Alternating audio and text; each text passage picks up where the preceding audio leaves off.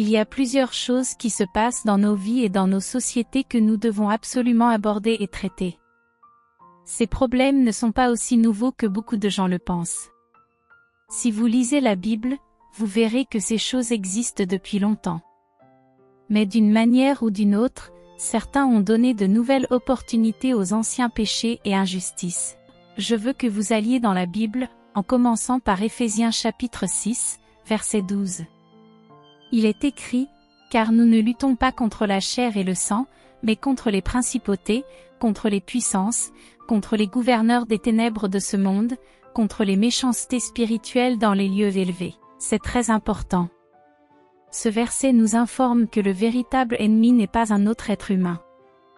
Dans le monde, il existe de nombreux problèmes que les gens rencontrent, que ce soit au niveau local, dans la famille, dans votre ville, votre institution, votre pays ou même à l'échelle mondiale. Le verset nous dit que nous ne luttons pas contre la chair et le sang, mais contre des forces invisibles, les principautés, les puissances, les gouverneurs des ténèbres de ce monde, et les méchancetés spirituelles dans les lieux élevés. Cela nous rappelle que les vraies batailles ne sont pas contre des personnes, mais contre des forces spirituelles qui influencent notre monde. Il est crucial de comprendre cette vérité afin de mieux naviguer dans les défis que nous rencontrons dans nos vies et dans le monde entier. Nous allons maintenant lire dans l'Évangile de Marc, chapitre 16, pour continuer à approfondir cette réflexion. Je veux lire les paroles de Jésus à partir du verset 17. Et ces signes suivront ceux qui croient. Jésus a dit qu'il y a des signes qui suivront ceux qui croient en lui. En mon nom, ils chasseront les démons. Le mot utilisé ici est « dominion », qui est le pluriel de « démon », se référant aux démons. La traduction du roi Jacques utilise le terme « diable », mais regardons ce que dit une version plus moderne, comme la nouvelle traduction du roi Jacques, « Et ces signes suivront ceux qui croiront en mon nom, ils chasseront les démons ». Qu'est-ce qu'un démon? Que signifie ce terme « démon » ? Le mot « démon » est traduit du grec « démon » et fait référence spécifiquement à une divinité. Ce qui est important, c'est de comprendre ce que cela implique. Historiquement, ce mot vient de l'idée de distribution de fortune. Avez-vous déjà entendu parler des voyants? La distribution des fortunes. Ces esprits étaient censés être responsables de la distribution de ces fortunes. Mais cela ne signifie ni bon ni mauvais. Ils étaient vus comme des formes de dieux et de déesses. Le problème, c'est que la plupart des gens ne comprenaient pas vraiment ce qui se cachait derrière ces énergies spirituelles. Qui sont ces entités? D'où viennent-elles? Quelle est leur histoire? Beaucoup utilisent ce terme à la légère, pensant que lorsqu'on parle de démons, cela pourrait simplement désigner de mauvaises habitudes ou des vices. Par exemple, quelqu'un pourrait dire « Oh, je suis libre de mes démons ». Mais en réalité, ces personnes ne savent pas vraiment de quoi elles parlent. Ce sont des êtres réels, des entités réelles. Et il existe différents types de démons. Je vais vous expliquer cela un peu plus en détail afin que vous compreniez mieux. La Bible nous parle de termes généraux qui désignent ces êtres surnaturels malfaisants. Le premier terme que j'ai mentionné, démon, est un terme générique car il englobe plusieurs types et classes de démons. Un autre terme générique qu'on trouve dans les Écritures est « esprits impurs ». Ce terme est beaucoup plus fréquent dans l'Ancien Testament que dans le Nouveau Testament. Dans l'Ancien Testament, on pensait que lorsque quelqu'un était affecté ou confronté à un esprit impur, c'était quelque chose venant de Dieu, car dans l'Ancien Testament, si les choses allaient bien pour vous, c'était que Dieu vous bénissait. Si les choses allaient mal, on pensait que Dieu était en colère contre vous à cause de vos péchés, qu'il y avait un problème. Ainsi, que ce soit pour le bien ou pour le mal, c'était Dieu qui était derrière tout cela. C'est pourquoi Jésus est venu pour nous révéler qui est Dieu et pour nous faire comprendre son caractère. Il nous a montré que même les prophètes d'autrefois ne connaissaient pas vraiment Dieu. Pour comprendre Dieu, il faut une révélation qu'il nous donne. Par exemple, lorsque Dieu s'est manifesté à Moïse dans Exode, chapitre 6, il lui a dit « Je suis Jéhovah ». vos ancêtres, Abraham, Isaac et Jacob, me connaissaient sous un autre nom, mais je suis Jéhovah. Il faut se rappeler que ces noms ont été anglicisés, ce n'est pas ainsi que Dieu a prononcé son nom. Le nom Jéhovah est une version anglaise du tétragramme, YHWH. Beaucoup ont tenté de trouver la meilleure prononciation possible, mais l'anglais a adopté ce terme pour l'identifier et le différencier des autres noms. Puis Jésus est venu et a dit, « Moi et le Père, nous sommes un. Si vous m'avez vu, vous avez vu le Père. » En étudiant qui est Jésus, on découvre que Jésus est Dieu en chair humaine. Il ne le savait pas, il pensait qu'il n'était qu'un homme, né d'une vierge. D'où pensez-vous que sa vie venait? L'histoire de la Bible qui déclare que Jésus est né d'une vierge est vraie. Cela semble humainement impossible, mais cela prouve la véracité de la parole de Dieu. Un ange a prononcé une parole prophétique à Marie, et cette parole, par la puissance du Saint-Esprit, l'a rendue enceinte. C'est ce que dit la Bible, et c'est pourquoi Jésus est appelé la parole de Dieu incarnée. Les Écritures parlent de Jésus. Les Écritures sont remplies d'informations sur la personne de Jésus et sur qui il est. Tant que vous ne découvrez pas que Jésus est véritablement Dieu, vous ne le connaissez pas vraiment. La Bible révèle cette incroyable réalité. C'est pourquoi je dis toujours aux gens de ne jamais sous-estimer la puissance et l'importance de l'ascension de Jésus. À une occasion, lorsqu'on discutait avec lui et qu'on doutait de qui il était, il a dit, « Et si vous voyez le Fils de l'homme monter là où il était auparavant ?» Les gens étaient confus, comment peut-il dire qu'il vient du ciel? Nous connaissons sa mère et ses frères. Cependant, il savait une chose avec certitude, Joseph n'était pas son père biologique. Ils se moquaient même de lui à ce sujet. À un moment, ils lui ont demandé, « Qui est ton père ?» Jésus leur a répondu, « Et si vous voyez le Fils de l'homme monter là où il était avant ?» Et cela s'est produit. Après sa résurrection, il est monté au ciel sous leurs yeux. Lisez ce passage magnifique dans Actes chapitre 1, vous l'adorerez. Jésus a littéralement ascendu de cette terre, dans son corps physique. Ils l'ont regardé monter jusqu'à ce qu'il disparaisse dans les nuages. Cela n'est jamais arrivé à personne dans l'histoire de la création jusqu'à ce jour. Il a prouvé sa divinité par ses œuvres miraculeuses, il a été déclaré Fils de Dieu avec puissance par sa résurrection d'entre les morts, et enfin, il a prouvé qu'il était Dieu par son ascension au ciel. C'est la plus grande chose qui soit jamais arrivée sur terre. Gloire à Dieu. L'origine des démons et des esprits mauvais. D'où viennent les démons? Qui sont-ils?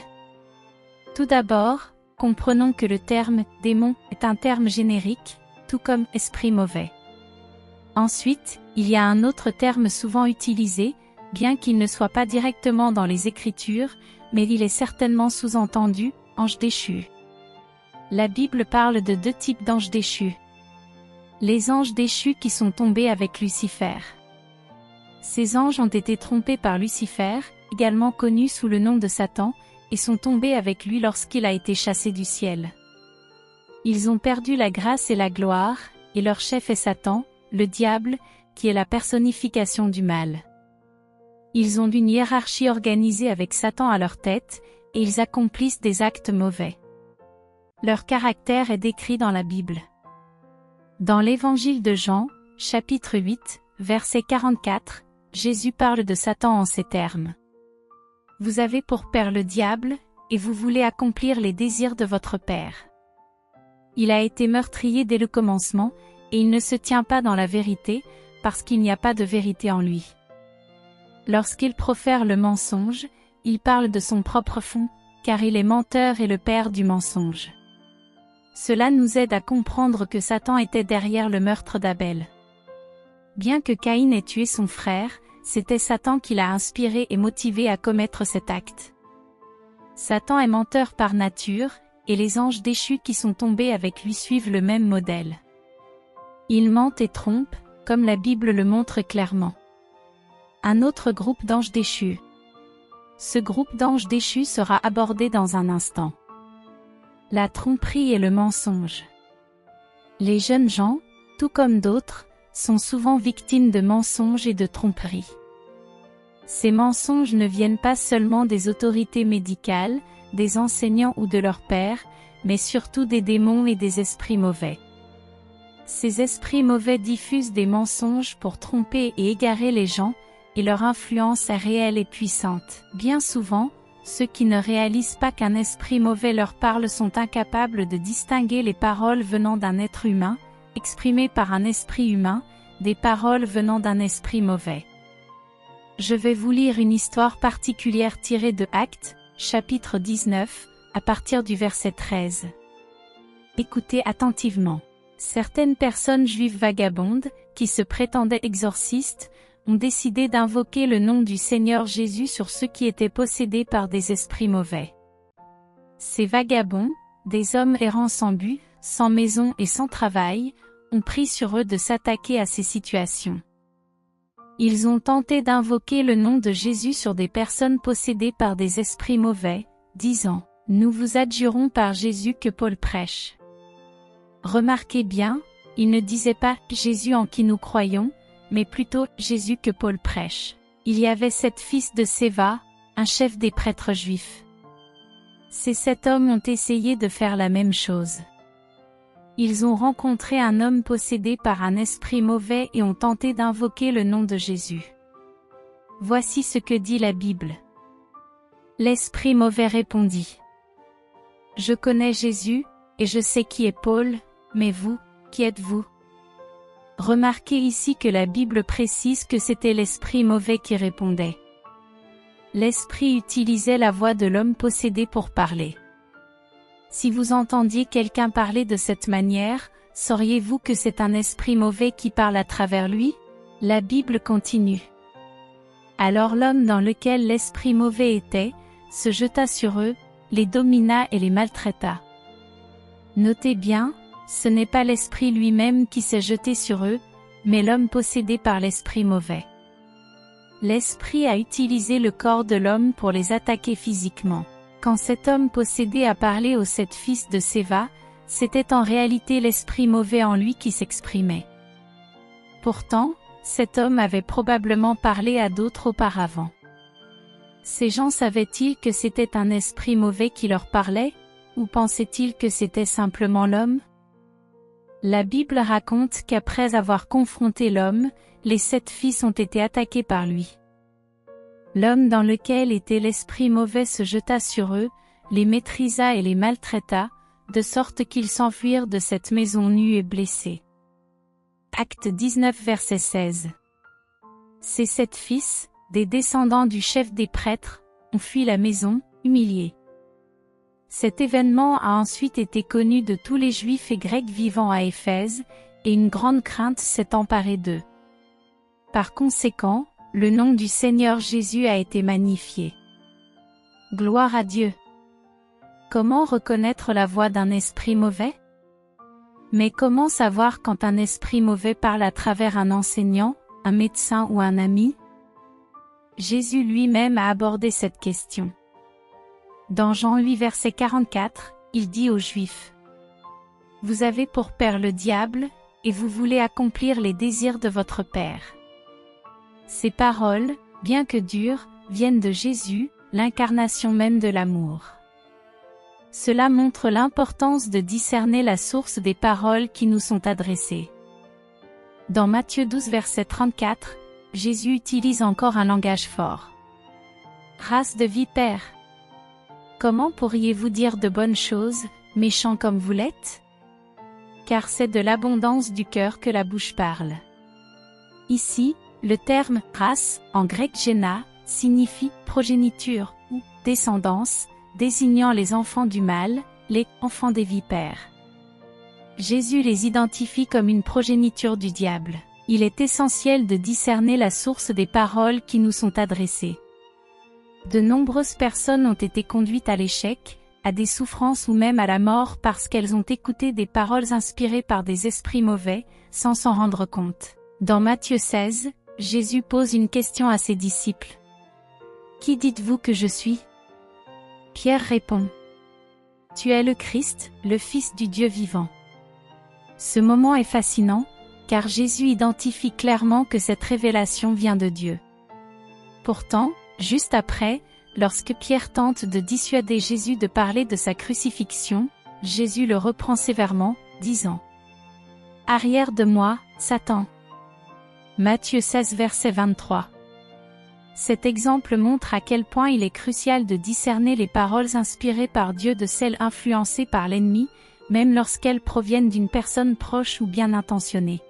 Après que Pierre eut déclaré à Jésus « Tu es le Christ, le Fils du Dieu vivant », Matthieu 16 verset 16, Jésus répondit « Heureux es-tu, Simon, fils de Jonas, car ce ne sont pas la chair et le sang qui t'ont révélé cela, mais mon Père qui est dans les cieux » Matthieu 16 verset 17.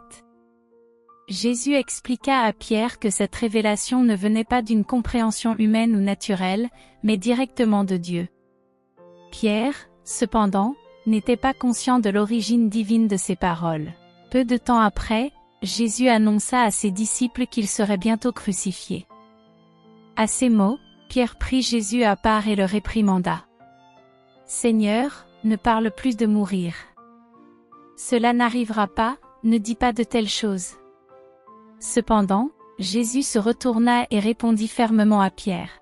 « Arrière de moi, Satan. Tu mets en scandale, car tes pensées ne sont pas celles de Dieu, mais celles des hommes. » Matthieu 16 verset 23. Cela semble contradictoire. Comment Pierre, qui venait de recevoir une révélation divine, pouvait-il maintenant parler sous l'influence de Satan? Jésus révéla que, bien que les paroles de Pierre semblaient bien intentionnées, elles étaient en réalité inspirées par l'ennemi. Ce passage montre à quel point il est crucial de discerner l'origine des paroles que l'on entend, même venant de personnes proches. Jésus savait que ces paroles tentaient de détourner son attention de sa mission divine. Dans une expérience personnelle, j'ai rencontré une femme souffrant de problèmes de santé. Elle expliqua qu'elle avait subi une ablation des trompes de Fallope, suite à un diagnostic médical. Plus tard, un autre médecin lui déclara que cette opération était une erreur et n'aurait jamais dû avoir lieu. Alors que je priais pour cette femme, je m'adressais directement à l'esprit mauvais en elle. Je dis « Au nom de Jésus, esprit de ténèbres, je te commande de parler. » À ce moment, l'esprit répondit en utilisant la voix de la femme. Cet incident illustre que derrière certaines décisions ou paroles, il peut y avoir une influence spirituelle. L'origine des tromperies et la puissance de la vérité. Alors que je m'adressais à l'esprit mauvais qui tourmentait cette femme, je lui ai demandé son nom et son origine. L'esprit répondit. C'est moi qui ai dit que les trompes de Fallope devaient être retirées. Cet esprit, rempli de malice, avait manipulé le médecin qui avait pris cette décision. Cette jeune fille, à l'époque, avait subi une intervention irréversible, basée sur une tromperie diabolique. Les esprits mauvais, sans respect ni limite. Les démons ne respectent rien ni personne. Ils ruinent des vies, des finances, des carrières, et des relations. Ils s'attaquent aussi bien aux enfants qu'aux adultes, car ils n'ont aucune considération. Ils mentent sans relâche, semant la confusion et le désespoir. La clé pour ne pas devenir victime de ces influences spirituelles réside dans la vérité. Si votre esprit n'est pas rempli de la vérité de Dieu, il sera envahi par les mensonges du diable, tout comme un jardin laissé à l'abandon sera envahi par les mauvaises herbes. C'est pourquoi il est crucial de rechercher et d'accueillir la révélation divine. Dans Éphésiens 1 verset 17, l'apôtre Paul prie pour que « le Dieu de notre Seigneur Jésus-Christ, le Père de gloire, vous donne un esprit de sagesse et de révélation dans sa connaissance. » Le mot grec pour « révélation » est apocalypsie, qui signifie « dévoilement » ou « révélation ». L'Esprit de Dieu est celui qui éclaire nos cœurs et nos esprits, nous permettant de discerner la vérité et de résister aux mensonges. En priant et en méditant la parole de Dieu, nous accédons à une sagesse qui libère et protège. Rappelez-vous, la connaissance de la vérité est une puissance. Sans elle, beaucoup deviennent des victimes, mais avec elle, nous marchons dans la victoire et la lumière. L'apôtre Paul, dans Éphésiens 1 verset 17, prie pour que, le Père de gloire vous donne un esprit de sagesse et de révélation. L'Apocalypse, ou révélation, implique une perspicacité dans les mystères et secrets du royaume de Dieu, permettant une connaissance profonde et intime de lui. Ce mois-ci, Dieu veut que vous accédiez à ces mystères. Il est dans sa volonté de révéler ces vérités à ses enfants. Jésus a expliqué à ses disciples que les autres reçoivent les paroles en paraboles, mais eux reçoivent les mystères directement, avec compréhension. La sagesse cachée de Dieu. Dans 1 Corinthiens 2 versets 6-8, Paul écrit : Nous prêchons la sagesse de Dieu dans un mystère, une sagesse cachée que Dieu avait destinée avant les siècles pour notre gloire. Cette sagesse divine, dissimulée depuis la fondation du monde, est révélée à ceux qui sont en Christ. Si les princes de ce monde avaient connu cette sagesse, ils n'auraient jamais crucifié Jésus, le Seigneur de gloire. Mais en ignorant la vérité, ils ont accompli le plan rédempteur de Dieu. Jésus a été blessé pour nos péchés, brisé pour nos iniquités. Par ses meurtrissures, nous sommes guéris. Un appel à la prière.